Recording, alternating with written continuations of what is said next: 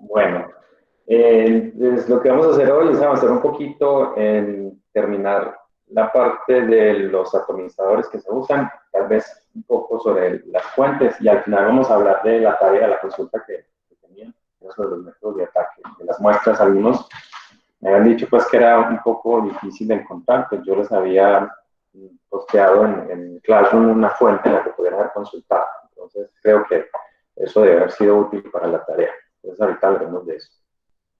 Les voy entonces a compartir mi pantalla antes de que comience a hablar y no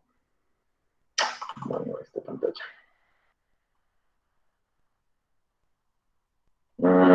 Creo que podríamos hacer algo diferente. A ver.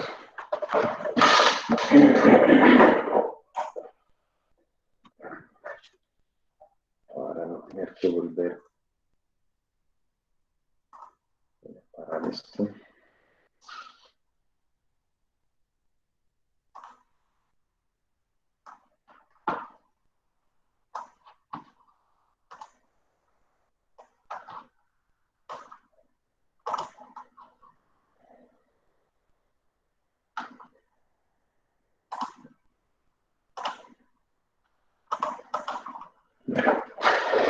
Bien, ahora creo que sí deben estar viendo la pantalla. ¿Están viendo el título que dice generador de hidruros? Sí, pero que se ve. Listo. Bueno, entonces, este es otro tipo de atomizador. Haciendo pues un repaso, los otros dos que habíamos visto, primero vimos la atomización con llama, luego vimos la atomizador con horno de grafito, y esta sería nuestra tercera técnica, que se conoce como el generador de hidruros. Entonces, el generador de hidruros se fundamenta en que yo puedo, a partir de un compuesto, aquí es donde está mi analito, ¿cierto? Un compuesto que no es muy soluble, entonces digamos que este es el analito poco volátil. Recuerden que el problema en los dos anteriores básicamente es que la temperatura que se debe alcanzar para que se llegue a volatilizar el analito es una temperatura muy grande. Entonces, lo que se hace en este caso es, a partir de un analito poco volátil como este compuesto de arsénico, yo puedo tener un hidruro que es volátil. Entonces, este al ser volátil es más fácil de evaporar en la llama. El principio es similar a el que recuerdan de la absorción de la cromatografía de gases, en donde teníamos que para poder analizar la muestra tenía que vaporizarse dentro del inyector. Y que si la muestra no era muy volátil, pues podíamos usar una técnica que se conoce como la derivacización. La derivacización, como recuerdan, es una técnica en la que se pone a reaccionar el analito con algún compuesto específico en ciertas condiciones de reacción para que se forme un compuesto más volátil, ¿no? Adicionando, por ejemplo, a los ácidos, convirtiéndolos en ésteres y cosas como eso. Entonces aquí es similar, solo que el analito se convierte en un hidruro que es mucho más volátil, ¿sí? Entonces, esto facilita que esto en la llama se evapora más fácil.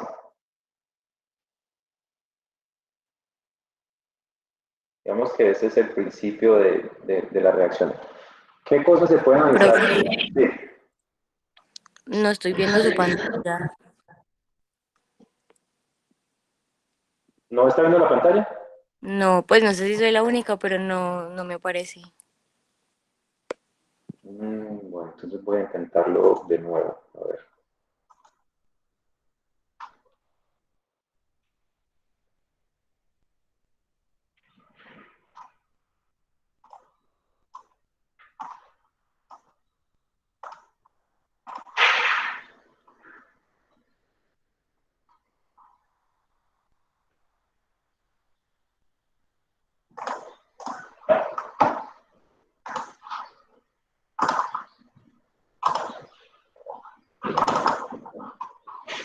Bien, ahí ya volví a compartir la pantalla. En un par de segundos debería estar ¿Sí? Diana, ¿ya se ve? Sí, profe, ya gracias. Bueno, entonces, los elementos que se pueden analizar por esta técnica son estos que hay acá. Entonces, normalmente estos elementos, a ver qué pasó, son poco volátiles, o los compuestos que los constituyen son poco volátiles, ¿sí? Entonces, la idea de esta técnica es que se pone a reaccionar con esto, que se llama tetrahidruro de boro. Usualmente el otro o el contraion es litio, o sea que el compuesto sería tetrahidruro de boro y litio. Este es el compuesto que usualmente se usa. Se mezcla con el analito en medio ácido, de acuerdo a la reacción. Entonces, esta reacción ocurre a una temperatura no tan elevada y además es muy rápida. Entonces, la reacción contiene el analito y desde una, ¿cómo podríamos llamarlo? Desde un dosificador que está en la parte superior del recipiente, se adicionan estos dos. Entonces, al entrar en contacto estos dos con el analito, se genera pues, el ácido bórico, que es este que queda acá, y el hidruro volátil. Entonces, en solución se estaría formando el hidruro. Entonces, la idea es que después de que la reacción ocurra, el hidruro es conducido hacia la llama. Pero, pues, como el hidruro es volátil, el dispositivo no es que simplemente vaya a la llama abierta. Entonces, ya les voy a mostrar el dispositivo. Pero, básicamente, ese es el principio. Se toma el analito que es poco volátil, se hace a reaccionar en medio ácido con tetrahidruro de boro y litio, boro, y esto reacciona con el analito para producir un hidruro que luego se evapora más fácil en la llama y pues ocurre todo el proceso de atomización. Es decir, se evapora el solvente, se vaporiza la molécula, luego esa molécula se disocia en la llama para originar los átomos en estado fundamental. Este es el dispositivo.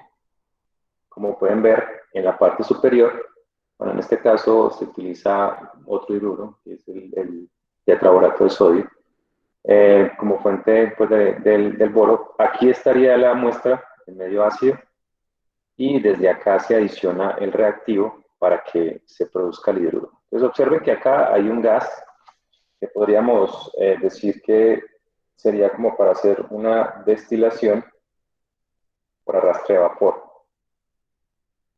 Y recuerden que en ese tipo de destilación lo que se hace es utilizar un gas que se burbujea dentro de acá, o sea que aquí estaremos burbujeando el gas, así. Y eso hace que el hidruro volátil que se genera en el medio de la reacción, pues sea arrastrado por ese gas que se burbujea. Entonces, al ser arrastrado, viene por acá y tendríamos aquí una mezcla del hidruro con el gas inerte que se usó pues, para desalojarlo de la solución. Entonces, todo el hidruro llegaría acá. Esto de acá es un tubo de cuarzo, así como está allí escrito. Y este tubo pues tiene un par de ventanas. Aquí estos son vidrios a los extremos del tubo, que son también de cuarzo, ¿no? La idea es que ese tubo permita el acceso o que el haz de luz de la lámpara la atraviese. Entonces aquí tendríamos desde la fuente el haz de radiación, atraviesa, aquí tendríamos entonces unas moléculas del hidruro, ¿no? Que finalmente alcanzan acá el hidruro. Entonces ahí ocurre pues todo el proceso. Por ejemplo, si se tratara de este, que es el hidruro de arsénico, entonces ese hidruro primero pues está en forma gaseosa, muy volátil. Allí en la llama pues se produciría todo el proceso de descomposición. Es decir, primero tendríamos los átomos de arsénico en estado gaseoso. Es decir, ocurre la disociación. Justo pues como pasaría en la llama. Y pues luego el proceso de excitación es por efecto de la luz. Tendríamos el arsénico en su estado excitado. Y esto es lo que medimos, ¿no? La absorbancia. Entonces, el proceso completo se lleva a cabo dentro de este digamos, esta es una representación simple. Normalmente, pues el equipo como tal no es simplemente como una línea, según lo que se muestra acá. Tiene una recámara, incluso tiene una forma en la que se dosifica la cantidad de gas inerte. O sea que ese es el principio. Yo diría pues que de esta forma comenzó, pero luego pues se adicionaron algunas características técnicas al instrumento. Pero entonces aquí pueden ver que la llama es nuevamente la fuente de radiación, perdón, de calor. Aquí no se usa, recuerden que en la atomización por llama, aquí está el nebulizador y por ahí es que llega la muestra a la llama. Pero aquí no, aquí solamente se utiliza la llama simplemente como la fuente de calor, la que va a producir que el hidruro pase a su estado gaseoso, ya pues es bastante volátil, o sea que este paso no es tan complicado porque la energía que se requiere para llevar el hidruro a su forma gaseosa es mucho más baja que la que se requeriría si se tratara del compuesto original. Y ahí pues en la llama, dentro del tubo, ocurre este proceso, es decir, la molécula se fragmenta dando origen a los átomos en estado fundamental. Y luego, pues, la luz que está atravesando este tubo es la que excita esos átomos y medimos la cantidad. Entonces, recuerden que la medida de la absorbancia depende de la concentración. Aquí esta es una técnica que se usa para cuantificar. Sí es clara, pues, el proceso que se lleva a cabo dentro de este tubo o del sistema de hidruros y el principio de funcionamiento. Entonces, mientras lo piensan, les doy un minuto para que tomen nota de lo que acabamos de rayar.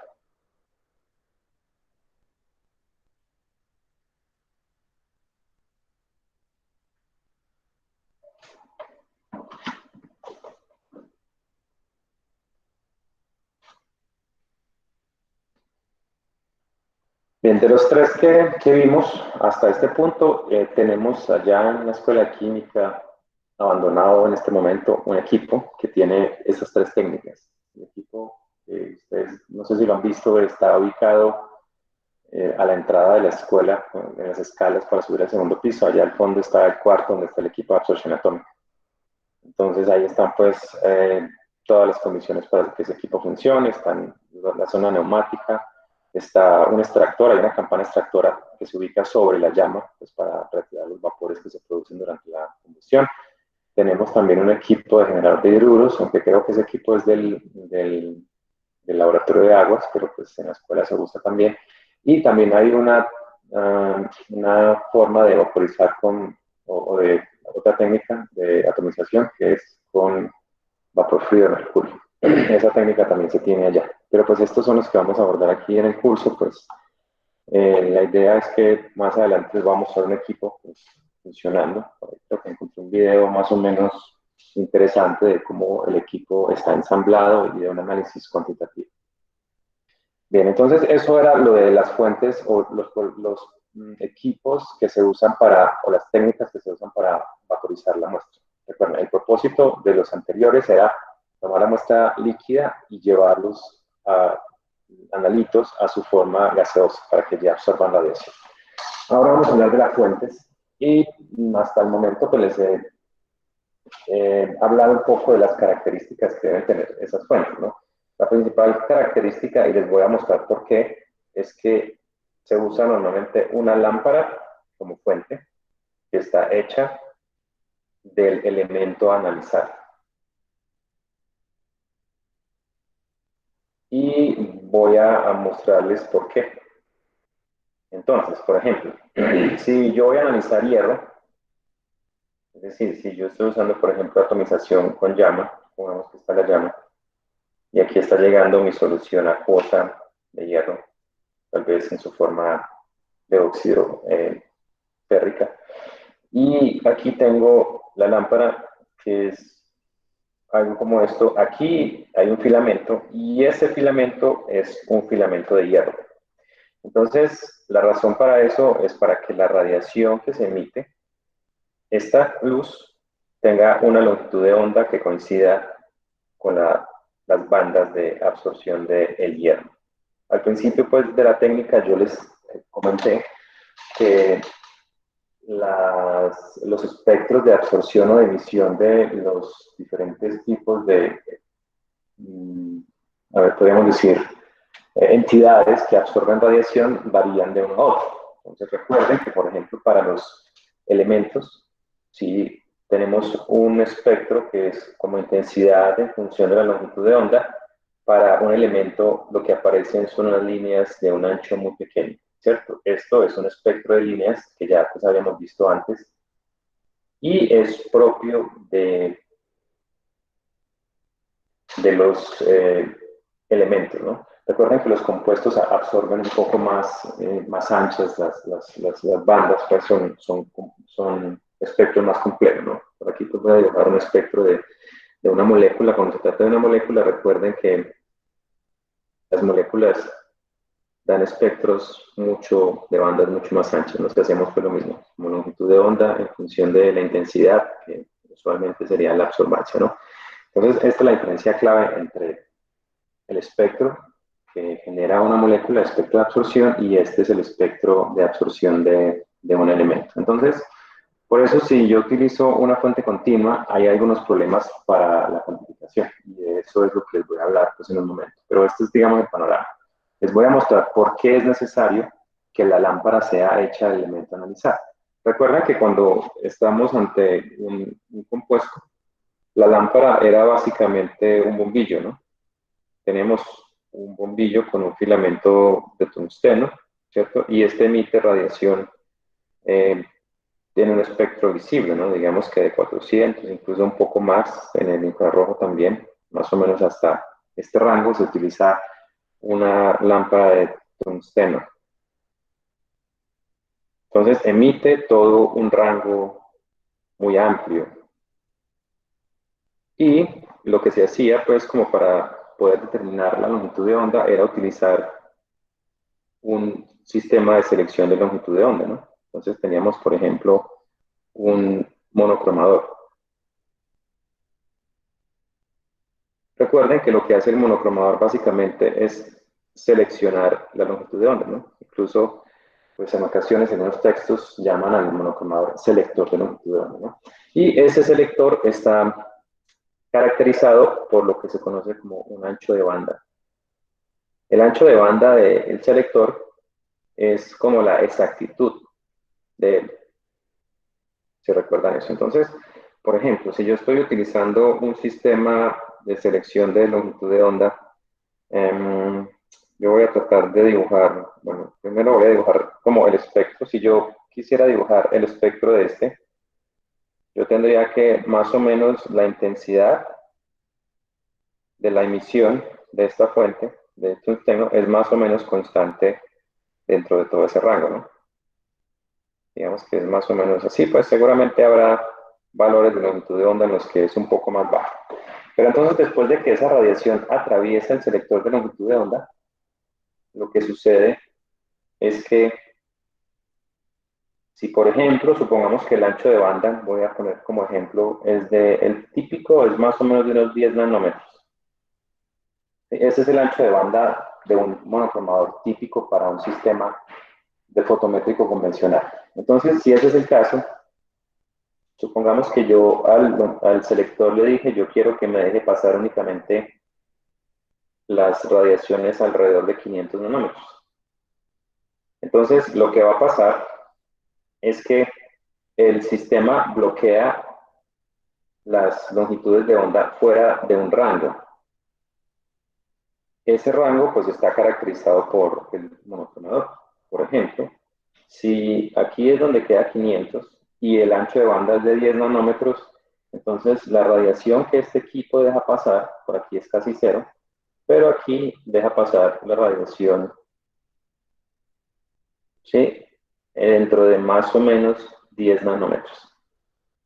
Entonces, lo que se observaría al final o después de que, a ver, tal vez sea mejor mostrar los puntos, lo que hay aquí a la izquierda es el espectro completo que emite la fuente. Es decir, entre 400 y 1100, yo estoy suponiendo que más o menos la intensidad es constante dentro de ese rango. Lo que hace este monocromador es básicamente seleccionar solamente un rango. Supongamos que aquí es donde está 500, por acá, ¿sí? Entonces, el sistema selector de longitud de onda lo que hace es bloquear las frecuencias o las longitudes de onda alrededor del valor al que yo lo selecciono. Entonces, si yo digo, voy a usar ese monocromador a 500 nanómetros y su exactitud en selección de longitud de onda es de 10 nanómetros. Entonces, aquí estaríamos hablando que el valor más grande que deja pasar es de unos 510 nanómetros, que es sumando 10, y el de acá sería de unos 490 nanómetros, ¿no? Significa que alrededor del valor central la exactitud es de más o menos 10 nanómetros. Es posible que la forma del pico no sea así aplanada, ¿no? Pero básicamente esto es lo que hace el selector de longitud de onda. Toma toda esa gama o ese rango de longitudes de onda y deja pasar solamente algunas. Podríamos decir que esto es similar a un filtro, aunque en un filtro, por ejemplo, cuando se hace una filtración en el laboratorio, lo que hace el filtro es dejar pasar unas partículas pequeñas, más pequeñas que el poro que tenga ese medio filtrante.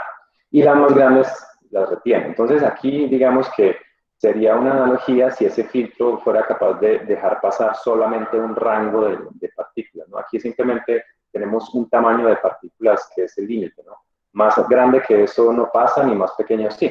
Entonces, imagínense un filtro que deje pasar las más pequeñas, pero no las más pequeñas de un rango, ¿no? Entonces, más o menos sería eso, de pronto no es tan simple la analogía. Pero bueno, esto es lo que hace el selector de longitud de onda. Pues un repaso de lo que hace. La constitución del monocromador, pues eso fue tema de por allá en Instrumental 1. Pero bien, lo que hace es tomar toda la radiación, bloquear una parte y dejar pasar solamente un ancho de banda. Entonces, ¿dónde está la dificultad en absorción atómica? Esto es útil si yo voy a analizar moléculas, porque, por ejemplo, el ancho de un pico de estos puede ser de, no sé, supongamos que sea de unos 50 nanómetros.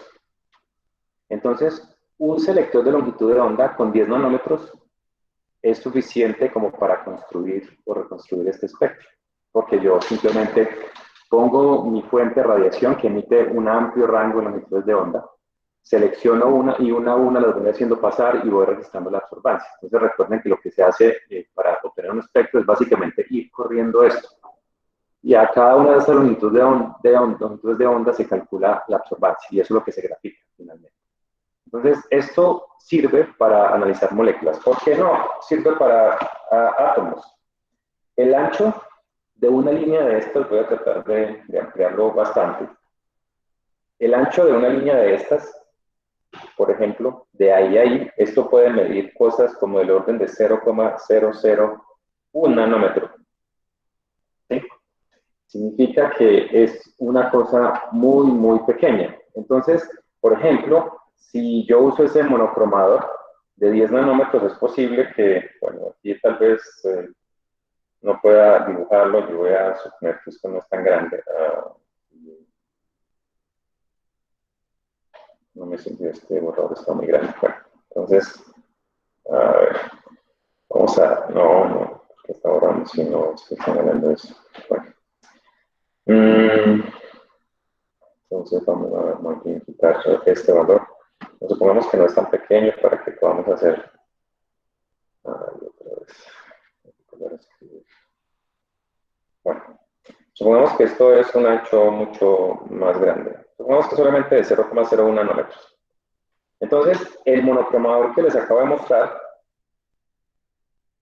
suponiendo pues que estos son 10 nanómetros. Entonces observen que dentro de ese ancho tan grande de 10 nanómetros, ¿cuántas veces cabe esto ahí? Pues más o menos como unas 1000 veces, ¿no?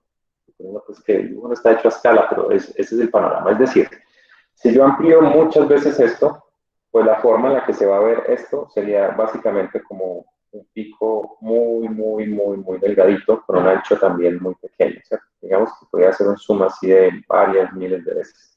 Entonces, esa es la diferencia entre un espectro de absorción de una molécula y de un elemento. Y eso es, en principio, lo que hace que sea necesario que la lámpara esté hecha de elemento analizado. Y pues voy a tratar de, con el diagrama que sigue, de ilustrar por qué. Bien, lo que hay aquí, déjenme explicarles un momento ese diagrama.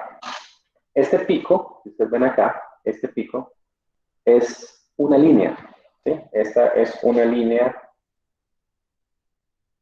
de absorción de un elemento. ¿Sí? La que yo acabo de dibujar atrás. Yo la dibujé aquí, esta. Eso es lo que se está representando allá. Es el espectro de absorción de un elemento. Lo que se está haciendo en esta gráfica es pues ampliarlo muchas veces, ¿no? Miren aquí el ancho de banda, es muy pequeño. Lo que tiene esto de ancho es muy pequeño. Si hiciéramos como un zoom out, no hacia adentro, sino hacia afuera, al tener una longitud de onda grandes, pues esto se vería básicamente como una línea. Pusimos pues como una lupa en esta pequeña parte para ver lo que sucede. Lo que está representado acá arriba, como todo esto, toda esta zona pintada, aquí la voy a resaltar, ahí está en gris. ¿Sí? Esto es la luz que deja pasar un monocromador.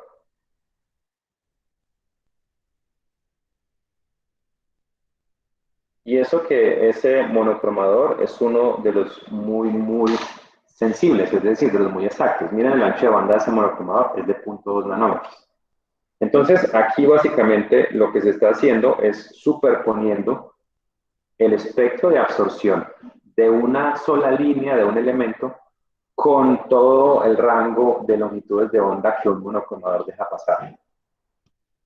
Entonces, esta representación es como si yo tuviera aquí el elemento que está absorbiendo, lo tengo aquí en mi celda, ¿cierto? Yo tengo aquí una fuente de luz y aquí tengo un sistema selector de longitud de onda, ¿no? El equipo, como recuerdan, de absorción atómica es al revés, pero aquí estamos suponiendo, bueno, ¿qué pasaría si usamos un sistema selector de longitud de onda después de acá para seleccionar la longitud, la luz que va a llegar y va a ser absorbido por un elemento en la celda, ¿cierto? Entonces, esto sería lo que pasaría. El monocromador selecciona un rango de esa longitud de onda, que es lo que está representado aquí en este rectángulo que yo traté de resaltar un poco con azul. Y esto que da acá es la línea que absorbe el elemento que está dentro de esa celda. Entonces, si ustedes comparan toda la intensidad y como el área que yo resalté en azul, comparada con el área del pico, la zona donde ellos se superponen, esto es la cantidad de radiación que es absorbida por el elemento. Entonces observen que de toda la incidente, es decir, esta es la luz que incide, esa radiación incidente es muy grande en comparación con la pequeña porción de lo que se absorbe. Entonces, recuerden que en general cuando yo mido la absorbancia, lo que trato de determinar es la diferencia entre radiación incidente menos la radiación transmitida, ¿no? Es decir, recuerden que después de esto estaría el detector, ¿no? Ese detector tiene que hacer esto. Tiene que ser capaz de distinguir entre la radiación incidente y la radiación transmitida. Entonces, si observan, la incidente tiene toda esta intensidad, que es lo que está dentro de este rectángulo. Y la que es transmitida es toda esa misma, pero restándole esta pequeña porción que fue absorbida por el elemento. Eso, en términos de la cantidad de radiación, se traduce en que estas dos son muy parecidas, es decir, que la radiación incidente es más o menos igual a la transmitida. ¿Por qué? Porque la cantidad de lo que se absorbe es muy pequeño en comparación con la cantidad que es emitida o que llega a la muestra. Entonces, ese detector tendría que ser demasiado sensible para ser capaz de notar la diferencia entre la radiación que incidió y la que atravesó, siendo que solamente se descontó esta pequeña parte.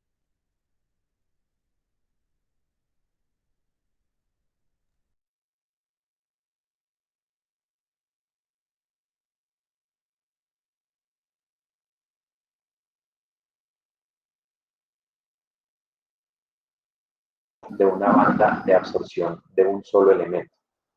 Entonces, esto se debe solucionar invirtiéndolo, y ya les voy a mostrar cómo se hace, ¿no? Pero básicamente lo que yo quisiera es, si ustedes piensan un poco, yo quiero solucionar ese problema, es decir, ¿cómo hago para que la cantidad que se absorbe sea realmente considerable en comparación con la que estoy incidiendo? Pues yo no puedo cambiar la naturaleza de absorción de los elementos, no puedo hacer que este pico sea más grande, ¿no? O más ancho.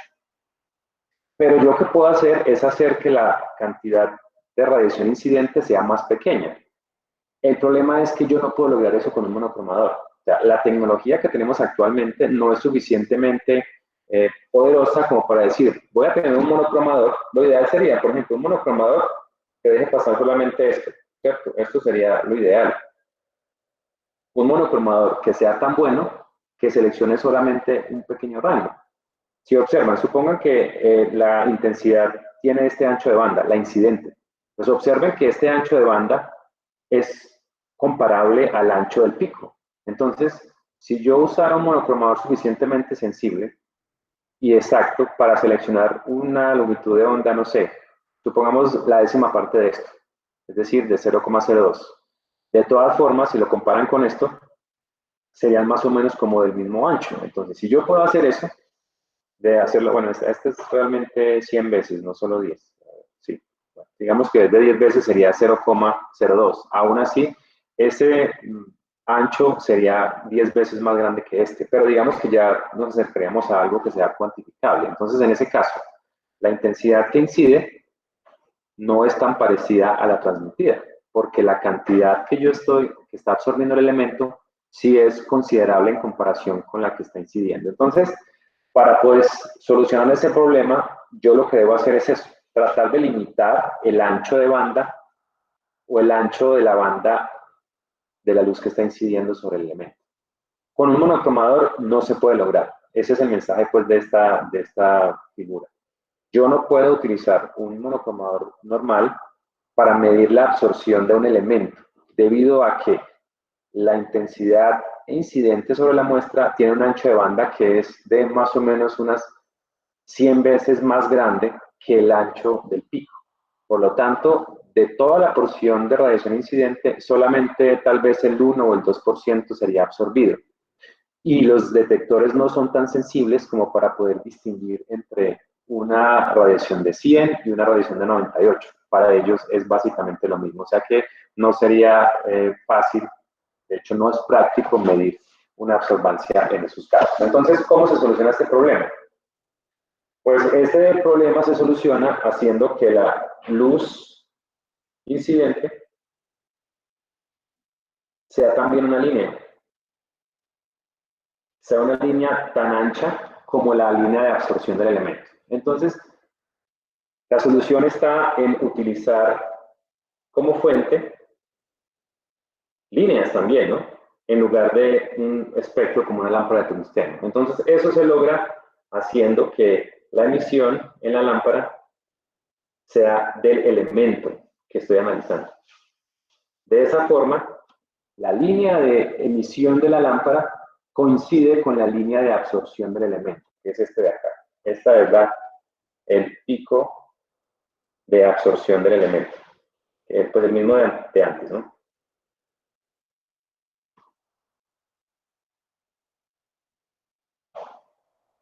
Entonces, si yo fabrico una lámpara que emita una línea que coincida en el punto, su ancho de banda es, de hecho, del mismo tamaño del ancho, porque es la misma línea, solamente que aquí la está emitiendo la lámpara y aquí la está absorbiendo la muestra. Puede ser que pues, la altura de los dos sea diferente, porque la intensidad del pico de absorción del elemento depende de la población de ellos, ¿no? Depende de la concentración. Pero bueno, entonces aquí lo que pueden ver es que nuevamente la superposición de los dos, esta es la absorción de radiación. Entonces observen que ahora esa zona pesquera saltado en azul, comparada con toda la intensidad del pico de la luz incidente, que es el que está invertido, el que está invertido acá, pues se puso invertido para que sea más fácil de medir. Si se ponen uno sobre el otro, pues también sería el mismo resultado. Pero básicamente ahora esa absorción no es del 1 o el 2% de la incidente, porque miren que la incidente se redujo de tal vez 100 veces su ancho de banda. Entonces, ahora sí es posible que la intensidad incidente, que es la que está rotada, sea mucho mayor que la intensidad transmitida o lo que atraviesa la muestra. Y un sistema de detección, un detector, sí puede determinar esa diferencia. Entonces, el problema de la absorción por líneas se soluciona de esa forma. En lugar de utilizar una fuente de radiación con un ancho de banda muy grande, se debe utilizar una fuente con un ancho de banda del mismo tamaño, de la misma cantidad de la muestra que está absorbiendo. Entonces, esa es la razón por la cual se utiliza como fuente una lámpara hecha del mismo elemento, en lugar de una lámpara como de tungsteno que emite un amplio rango de longitudes de onda. Bueno, entonces quisiera preguntarles si es clara pues, esa idea.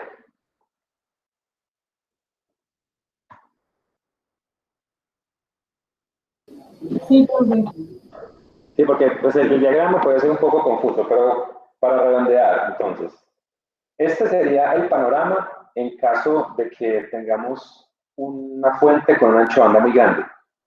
La porción absorbida es casi despreciable con respecto a la luz que incide sobre la muestra. Mientras que acá lo que hicimos fue reducir la intensidad o el ancho de banda de la luz incidente. El pico no cambia, es el mismo elemento, o sea que su perfil de absorción es el mismo. Pero al disminuir el ancho de banda de la radiación que se emite, estoy haciendo que ahora sí, esa área que es la absorción ya es considerable con respecto al área incidente. Entonces, esa es la razón por la cual necesitamos un equipo con una lámpara hecha del elemento. Y entonces, el monocromador entre la lámpara y la celda no tiene sentido, porque es que ese monocromador sería como utilizar un filtro, no sé, imagínense un colador de la cocina para hacer una filtración de un precipitado de nitrato de cloro de plata, por ejemplo. Sería más o menos la comparación. El ancho del poro de ese colador de la cocina es 100 veces o 1000 veces mucho más grande que el tamaño de partícula del precipitado. Entonces, no es práctico ni tiene sentido utilizar un sistema monocromador antes de que la muestra absorba. Es decir, como en el caso que les mostraba acá, que es como lo que sucede en un fotómetro convencional, esto es lo que tenemos en un fotómetro convencional. Tenemos la fuente de luz, luego esa fuente de luz pasa a través del sistema monocromador, incide sobre la muestra y se va al detector. Entonces, si esa luz tiene una longitud de onda tan pequeñita, el ancho que es de unos centésimas de nanómetro, el selector de longitud de onda, incluso el más exacto, que es este de 0.2, que está mostrado en la gráfica, pues no es capaz de filtrarlo, o sea que es como si no estuviera ahí. Entonces, por eso, y por otra razón, es que en un sistema de absorción atómica tenemos la lámpara, que es la que está hecha del elemento, que emite su radiación, tenemos la celda, que hasta ahora pudimos ver que puede ser una llama, puede ser el tubo de grafito o el horno de grafito, o puede ser el tubo del generador de hidruros. Esas serían las tres que hemos visto. Luego, aquí sí se coloca el selector de longitud de onda. Y después de este sí tendríamos el detector. Entonces, este es el sistema óptico de un sistema de un equipo de absorción atómica. Tenemos la lámpara, que está hecha del elemento que queremos analizar, la celda, que es donde está la muestra en su forma gaseosa, que puede ser una llama, un horno, un tubo de grafito, o un generador de vapor frío de mercurio, o una lámpara de plasma, o sea, un sistema de vaporización con plasma. Tenemos el selector de longitud de onda y ahora sí el detector. ¿Por qué el selector de longitud de onda aquí? Porque ustedes podrían pensar, pero pues si la línea es tan pequeñita, no necesito un selector de longitud de onda, porque pues si aquí está en una centésima de nanómetro, pues seguirá siendo así y aquí al llegar al detector. Pero el problema está aquí. En la llama también hay emisión de un rango de longitudes de onda. Es decir, recuerda que en la llama, si es el caso del cesio, ahí están llegando todos los componentes de la muestra. Entonces, así yo estoy analizando, por ejemplo, calcio. Si la muestra es de mineral, seguramente tendrá hierro, tendrá sodio, potasio, otros minerales. y otros elementos. Esos elementos al llegar a la llama se queman, se excitan por la intensidad de la radiación, perdón, del calor en la llama, y cuando regresan a su estado fundamental emiten sus respectivas longitudes de onda. Entonces, cuando se queman en la llama, esta llama está emitiendo un amplio rango de longitudes de onda. Y si este selector de longitud de onda no estuviera ahí, al detector estarían llegando todas esas radiaciones. Y recuerden que el detector no es capaz de distinguir entre un fotón rojo y un fotón amarillo o un fotón azul. Para él son simplemente cosas que están chocando contra él y él produce una señal eléctrica. Entonces, si yo no dispongo de un selector de longitud de onda, al detector van a llegar todos ellos. Por eso necesito ese selector de longitud de onda después. En los videos pues, que vimos de cómo se enciende la llama, pues ustedes vieron que cuando la muestra no está pasando, la llama es un azul y la radiación es más o menos baja. Pero cuando se aspira la muestra, la llama se torna amarilla y la intensidad de la emisión es muy grande. Entonces, esa es una de las razones por las cuales necesitamos un sistema selector de longitud de onda después de la llama o después del sistema de atomización, para que toda esa radiación que se está emitiendo en el sistema de atomización no alcance el detector. Entonces, necesitamos ahora sí un sistema de selector de longitud de onda también fino, que sea capaz de filtrar líneas. Entonces, los rangos de ancho de banda de los monocromadores para la absorción atómica son más o menos del tipo que están acá. Son de menos de un nanómetro. Por ejemplo, este de 0.2 es el selector más usado. Y aquí está pues, la razón por qué se usa después de la llama, no antes. Bien, creo que ya después vendría la lámpara y aquí pues vamos a redondear un poquito esto en unos 2 minutos, esto y ya hablaremos de la tarea. Entonces, miren, aquí está básicamente la misma idea. Esta es la fuente, ¿sí? La lámpara, que está hecha de el mismo elemento que estoy analizando. Esta es la lámpara. Entonces observen que la lámpara emite líneas. ¿Sí? Este es el espectro de absorción de la muestra. ¿No? Aquí pues voy a resaltar el hecho de que está mostrando la muestra.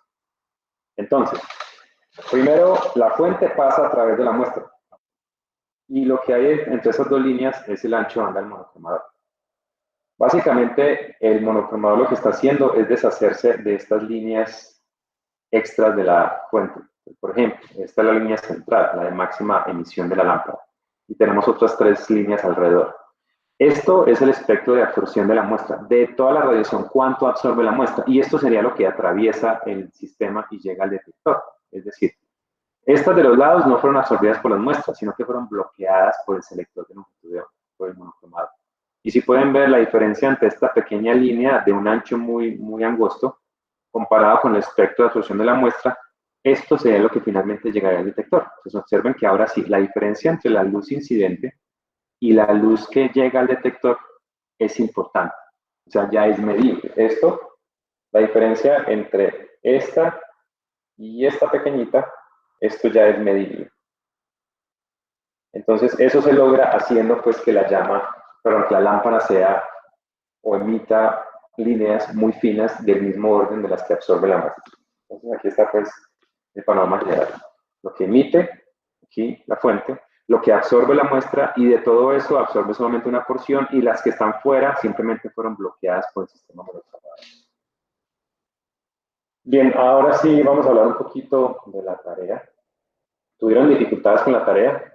O digamos qué cosas pudieron... bueno, sí. Bueno, la idea es que vamos a hablar del sistema o la forma en la que se hace el tratamiento de la muestra. Recuerden que en general, para absorción atómica, yo debo tener mi analito en forma de iones. Y pues son diversas las muestras que tienen un carácter que tal vez pueda hacer que la matriz de la muestra interfiera con el análisis, por eso debemos someterla a un tratamiento, un ataque. Entonces, la tarea consistía en usar los métodos de ataque de las muestras. ¿Sí? Básicamente hay 2 métodos que se usan, que son el ataque por ácidos y el ataque con fundentes. Entonces, de los que hicieron consulta, ¿quién encontró algo interesante sobre los ácidos que se usan para esto? Voy a ponerlos acá. La idea es que ustedes participen y hablen de lo que leyeron, lo que les pareció interesante sobre la tarea.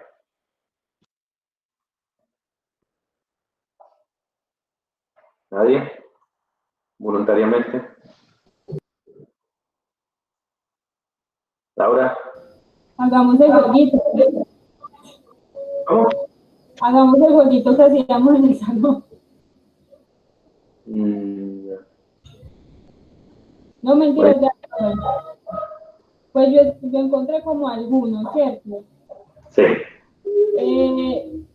Entre ellos, pues el ácido clorhídrico, lo que es el ácido nítrico, el agua regia, que es pues la mezcla del ácido clorhídrico con el nítrico, Sí. el ácido sulfúrico, el ácido perclórico, el ácido hídrico y el hidróxido de sodio. Y otros que eran pues, como selectivos, que es el ácido fluorhídrico, el acetato de amonio y el hidróxido amónico. Y pues de cada uno de ellos como que intenté resumir para que eran como más utilizados. No sé si quiera que le mencione algunos, pues algunas de la utilidad de todos o de esos, no sé. Bueno, hay algo importante en los reactivos que se utilizan y es sobre todo el orden en que deberíamos usarlos. Y eso, Sí. pues, en el libro que yo les mostré estaba, no sé si todos pudieron tener acceso a ese libro, pero bueno, básicamente esta es una página del libro, aquí está, ¿no? Sí, sí. Están viendo la pantalla, ¿no? Sí, profe. Bueno, entonces, incluso el primero, sorpresivamente, sería el agua, ¿no? Es lo que uno primero ensayaría cuando va a disolver una muestra. Pues si es más fácil y económico tener que la muestra sea soluble en agua, pues uno utiliza agua, si es el caso, ¿no? Entonces, se prueba con agua. Hay algunos que son suficientemente solubles. Por ejemplo, si yo hago el análisis de, no sé, sodio en un agua de cocina, entonces, en la sal de cocina, perdón. Entonces, sabemos que la sal de cocina es soluble en agua. Entonces, pues yo tomaría mi muestra de sal, la disuelvo en agua, en un volumen conocido de agua y listo. El problema solucionado porque sabemos que el cloruro de sodio está ahí presente y ya. Hablando de la sal de cocina, ustedes han escuchado de sal baja en sodio. ¿Han escuchado de ese concepto, no? A mí me causaba curiosidad eso, ¿cómo que sal baja en sodio? Si la sal es cloruro de sodio, entonces, ¿alguien sabe algo de eso? ¿Cómo se imagina una sal baja en sodio? Pues para mí fue pues contradictorio al principio, o sea, pues si yo bajo el contenido de cloruro de sodio, pues le estoy bajando el sodio, ¿cierto? Pero no estoy, pero estoy bajando el cloruro también, y pues se supone que lo que uno hace cuando sazona pues un alimento es el cloruro, ¿no? Pues la sal baja en sodio es básicamente cloruro de sodio mezclado con cloruro de potasio. Entonces, tienen la misma cantidad de cloruros, o bueno, una cantidad elevada de cloruros, pero menos sodio. La razón por la que el sodio es dañino es porque el sodio participa en algunas balances iónicos en el cuerpo. Y el sodio, entonces, a elevadas concentraciones puede alterar metabólicamente esos procesos. Entonces, lo que se consume como sal baja en sodio es una sal que en lugar de tener 100% cloruro de sodio, tiene también mezclado cloruro de potasio. Entonces, tiene una cantidad grande del cloruro, pero no todo es sodio, es algo de potasio. El potasio no tiene esos efectos dañinos que tiene el sodio en el cuerpo. Entonces, por eso baja el sodio, ¿no? Bueno, a mí me pareció curioso Pero, por ejemplo, si yo necesito analizar esa sal baja en sodio, ¿cuánto potasio tiene? Pues yo no me complico, yo sé que eso simplemente tomo mi muestra, la disuelvo en agua y ya tanto el sodio como el potasio van a quedar allí. Y ya pues hago mi análisis fraccionatorio. Bueno, aquí en la lista sigue el ácido clorhídrico. El ácido clorhídrico es el primer ácido fuerte que se debe ensayar con la muestra. El ácido es un poquito reductor, ¿sí? Y entonces digamos que por eso, porque no es tan fuerte, solamente es su ataque físico sobre la muestra, es el primero que se usa.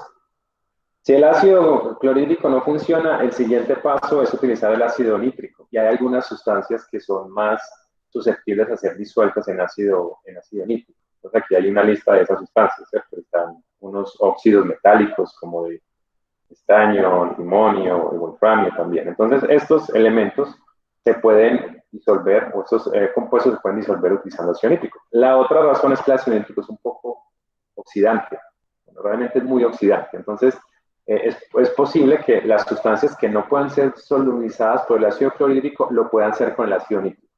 Si el caso es que no, el siguiente reactivo para tratar es el agua regia. ¿Alguien encontró en qué mezcla se obtenía el agua regia? ¿Cuánto se mezclaba cada uno? 1,3. ¿Uno de quién?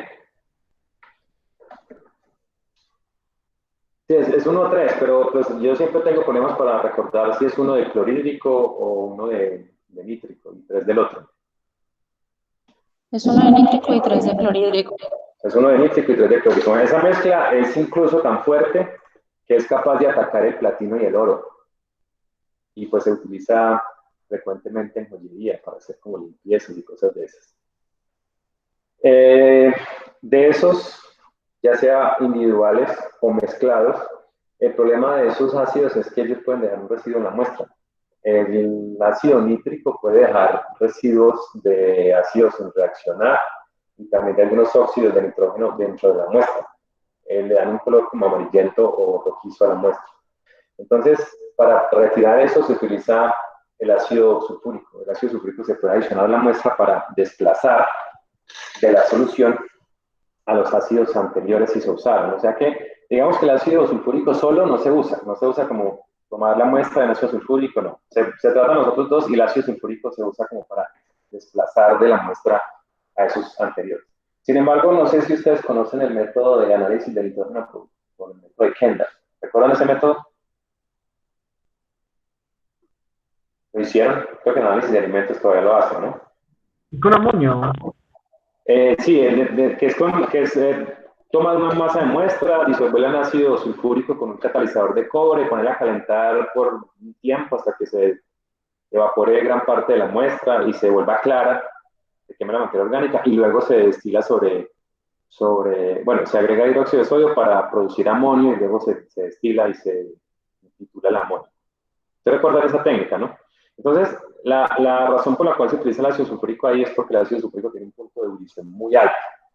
Creo que está alrededor de los 200 o 300 grados Celsius, o sea que se puede calentar mucho rato sin que se evapore.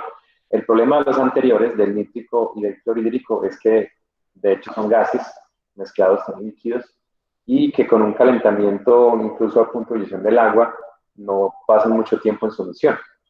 La mayoría de los procedimientos de laboratorio para hacer el ataque con el ácido es tomar la muestra, agregarle el ácido, tal vez un poco de agua y ponerla a calentar. Entonces, el calentamiento acelera la reacción, que sea pues completa.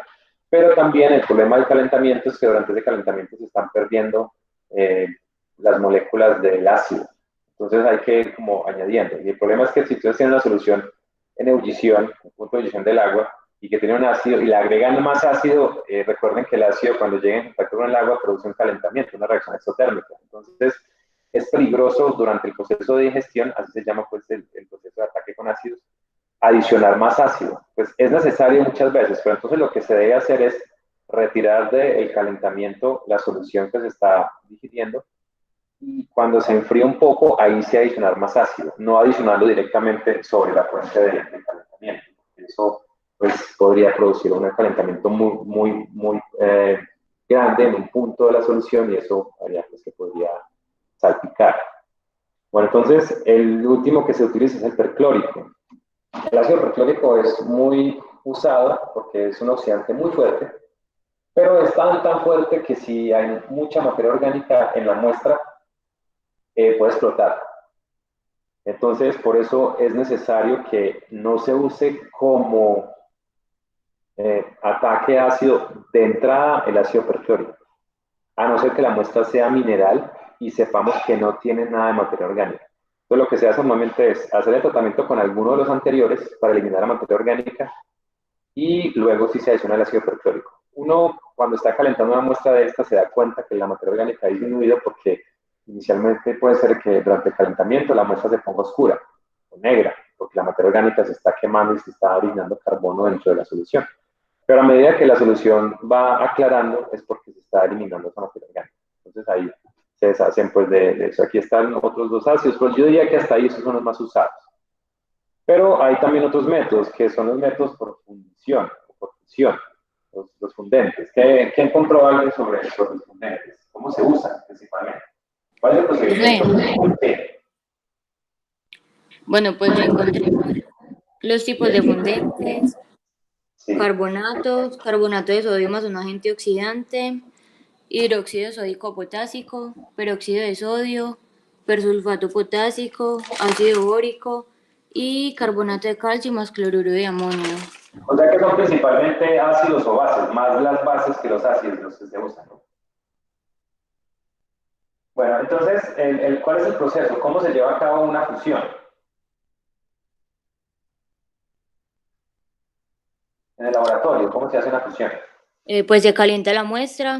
Pues yo encontré que la fusión no consiste en calentar la muestra hasta su punto de fusión, sino más bien en disolver la muestra oxidada en un solvente.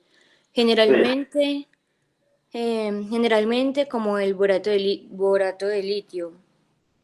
Por lo tanto, la temperatura requerida para preparar las muestras deberían ser levemente superiores al punto de fusión de los fundentes, pero no puede exceder de los 1050 grados. ¿De cuántos? 1050. 1050. Sí, incluso las muflas de laboratorio, la temperatura más elevada que alcanzan es como 1200. Algunas están ahí como en 1100, 1050.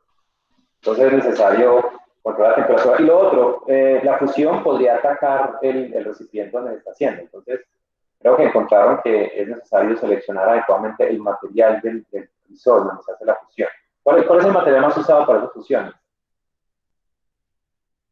Hablando pues del crisol que se usa o el recipiente. No eran los de porcelana. Los crisoles de porcelana. PT. Pues hay de vidrio y de porcelana. Los de Hay de vidrio y de porcelana, porcelana, pero decían pues que el de platino pues era como el que más se recomendaba, pero sin embargo el de platino no se podía usar como para, pues cuando eran como fundentes alcalinos, por así decirlo, que porque eso sí los deterioraba, pues podían como reaccionar, por así decirlo. Entonces, pues eso ya depende sí, también del fundente que uno use. exactamente, y sobre eso pues quería llamar la atención. Los crisoles de porcelana que ustedes conocen son buenos para usar fundentes, sobre todo ácidos, pero cuando son fundentes muy alcalinos, los silicatos pueden ser atacados por las bases a alta temperatura, entonces un crisol se rompería. Pues los más usados son los de platino, aunque no son los que, digamos, aguantan todo, ¿no? Hay algunas excepciones, como las que está nombrando Estefanía. Y pues la otra limitación de utilizar crisoles de platino es el precio. Un crisol de platino es muy costoso, incluso yo nunca lo he visto. En la escuela había unos metálicos, pero no de circonio, creo que era material. Pero cuenta la leyenda que hubo algún tiempo un crisol de platino. Y adivinen qué pasó con el crisol de platino. Recuerdan que el platino es más caro que el oro. El crisol desapareció. Nunca se supo de él. Algo pasó. Bueno, entonces después vamos a hablar un poco más de esto para como una aplicación práctica. Cuando vayamos a tratarlos como un tipo de laboratorio, yo les voy a asignar muestras y ustedes deberán, de acuerdo a la naturaleza de su muestra, seleccionar cuál sería el método que usarían. Incluso si pueden acceder a este libro al final tiene como algunos ejercicios y algunos dicen, por ejemplo, aquí hay una muestra de determinada naturaleza y les preguntan qué método usarían. Entonces, más o menos algo así vamos a hacer.